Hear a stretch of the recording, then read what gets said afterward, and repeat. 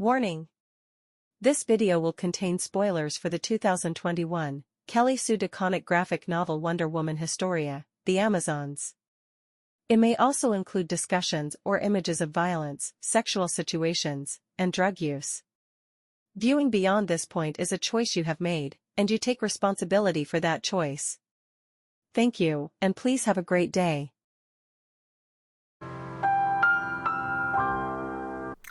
Hello and welcome to this video.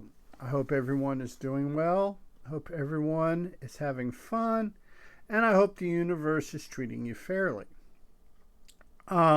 Today's episode we are going to be talking about a comic that I stumbled upon because of the good folks over at Comic Pop had mentioned they were doing a show on another comic, and this particular comic was mentioned, and it caught my interest, so I checked it out and found that I really enjoyed it. It is Woman Historia, The Amazons. This book basically is a Other Elseworlds or Black Label. It's not part of the main continuity. It's kind of a one-off story. The original release of it was 3 of the soft issues, or what we normally think of as comic book issues. It was codified into a graphic novel, and it's wonderful. The art for this is off the chain. It's just wonderfully beautiful art. It was written by Kelly Sue DeConnick. Hope I pronounced that right. And it is a wonderful story. It's a great story. But Wonder Woman really doesn't appear in it. In fact, Diana doesn't even show up till like the last 3 panels of the issue, and then as a baby. This story is mainly about Diana's mom, Wonder Woman's mom, Hippolyta, how she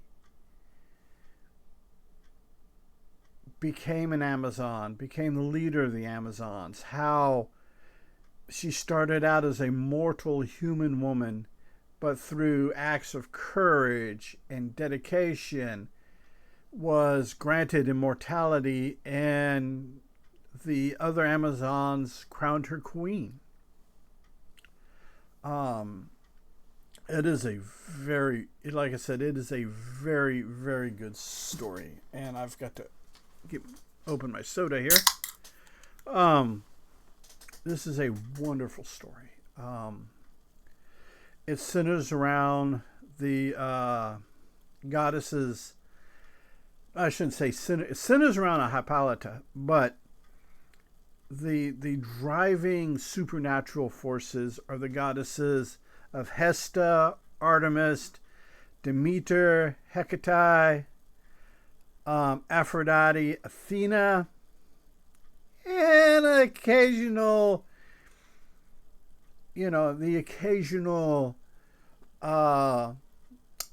lift or Deus Ex Machina of Hera. And the thing is, it's played really well because Deus Ex Machina is God in the machine. And the fact that Hera, a goddess, pulls off some stuff that's very, very Deus Ex Machina. I gotta say it slow. I can't say it fast. Stunts throughout the story. It just perfectly done because you have a supernatural being doing supernatural stuff because she's petty, and it's great. The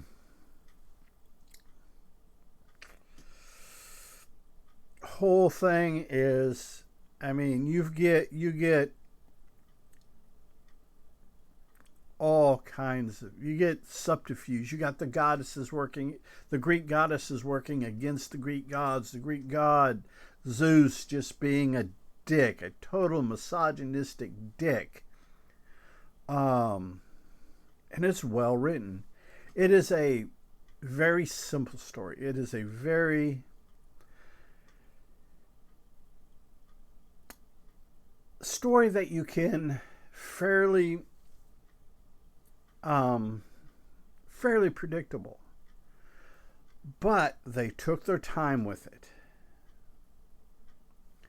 They made sure and nailed it where they needed to nail it. They bring up the fact that the original, the goddesses did all of their Amazon stuff in secret in Tartarus, which is the underworld, the Greek underworld, kind of like the Christian hell, but not. That explaining differences between Tartarus and hell would be its own video, so we're just going to kind of leave it there. And they started with the souls of lost women, murdered women that were horribly raped and murdered by men. Those were these dead souls were resurrected, made immortal, and each of them, they were each of the goddesses, Artemis, Demeter, Hesta, Hecate, Aphrodite, Athena, all got to pick and choose the ones that best represented their goals in life on the plane, the human R plane.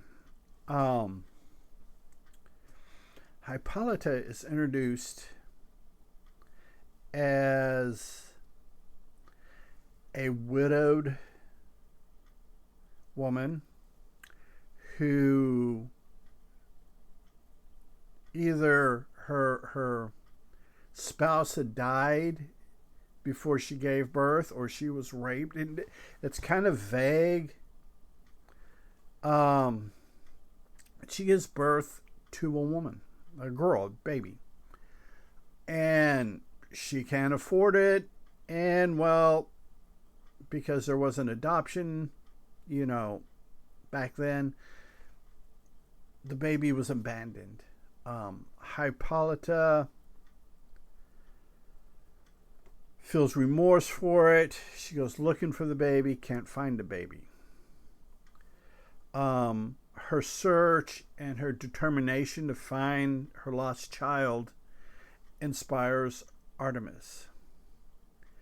And Artemis marks her as one of her children. And her tribe of Amazons basically find her. They save her a couple times. So she goes on quest. After this, she wants to be part of the Amazon. She wants to, even though she's mortal, she wants the sisterhood, the companionship, and so she's searching them out. The whole time they're kind of watching her, seeing how she does, what she does, how she carries herself. And eventually she's welcomed into the Amazons. In fact, they set her up with her own tribe of mortal women that are Amazons. They're completely mortal at this point. And through acts of courage, protecting other Amazons, and basically showing what she's made of, showing that she is able to come up to these standards.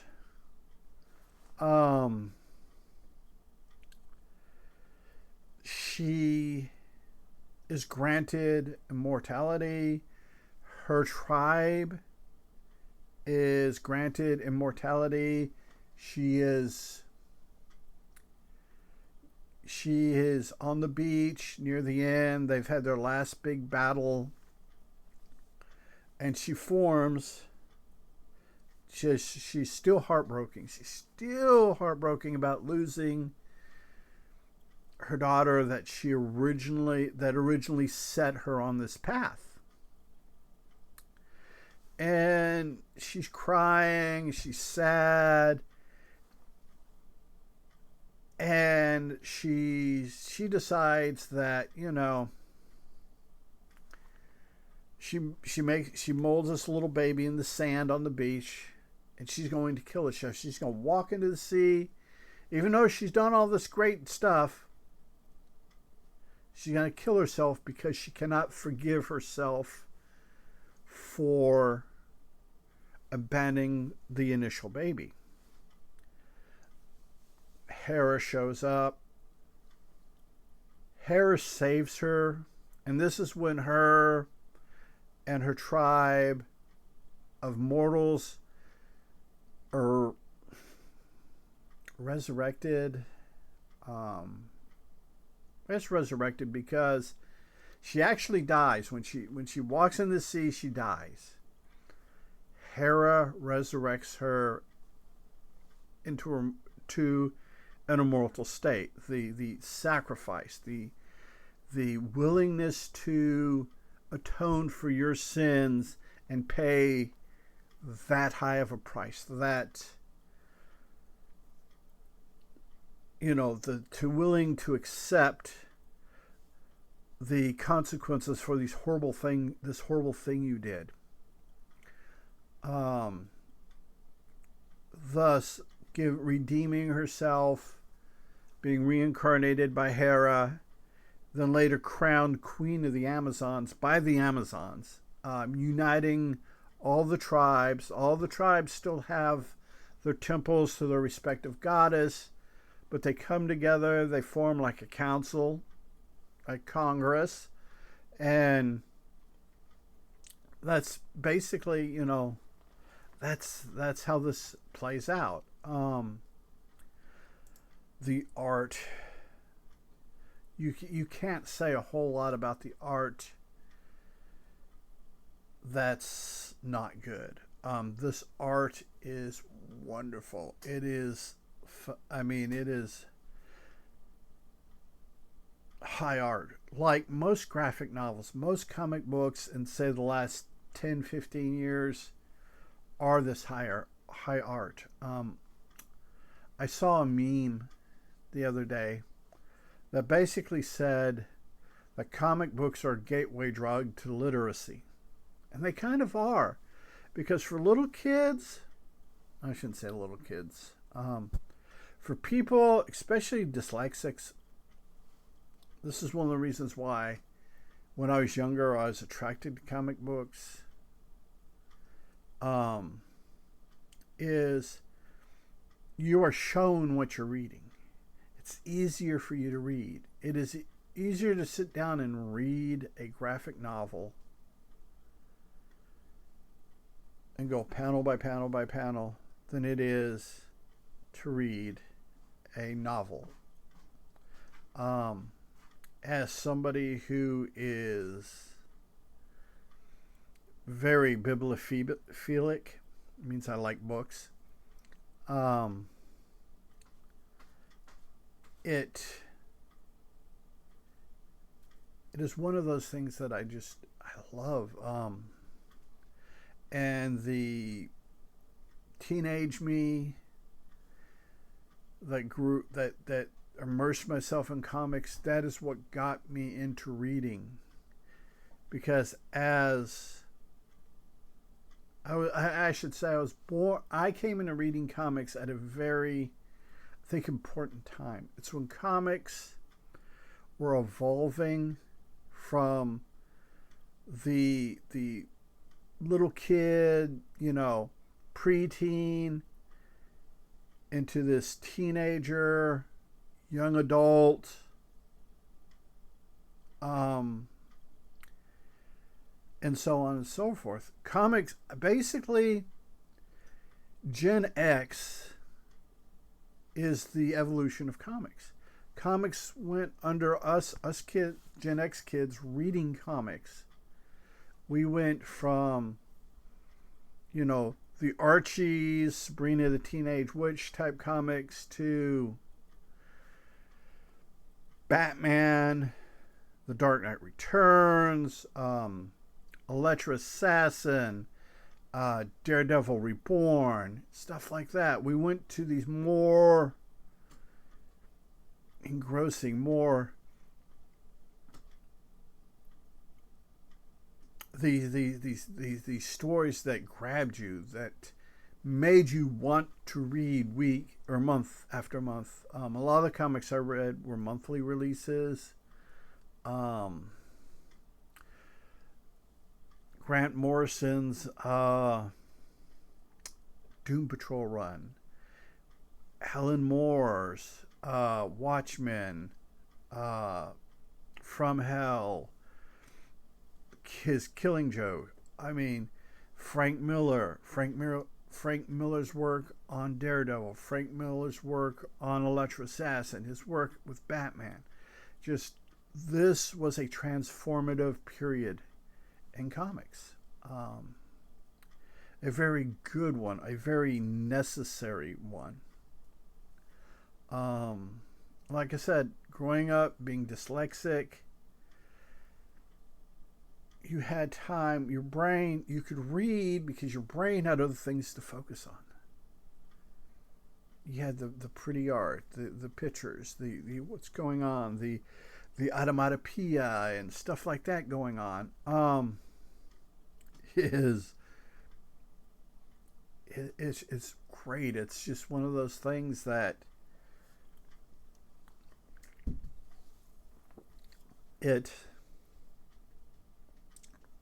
the evolution of comics. I would encourage parents, especially if you have children that are dyslexic, go through, do your research, find comics that are agreeable to your sensibilities, then let your kids read them. Encourage them to read them. And there are some comics out there that are meant for 18 plus. There are comics meant for 13 to 18. They're out there. You have to look for them. It's like good novels, good science fiction, good horror, good fantasy. Then you get the authors that have the skill and the talent to blend all of these together. But you got to look for them. You got to find what is you. Like I said, because this is totally from my perspective, my opinion. I am not a doctor. I am a dyslexic, and this is by no means scientific. But what I have found for me is comics, the part of my brain that reads can read better because the other parts of my brain are occupied with what's going on, what's this, why do we got this great big huge wow or bang or whatever across the page.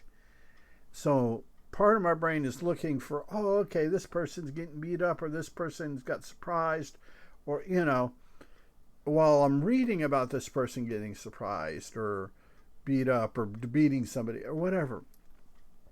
And it works.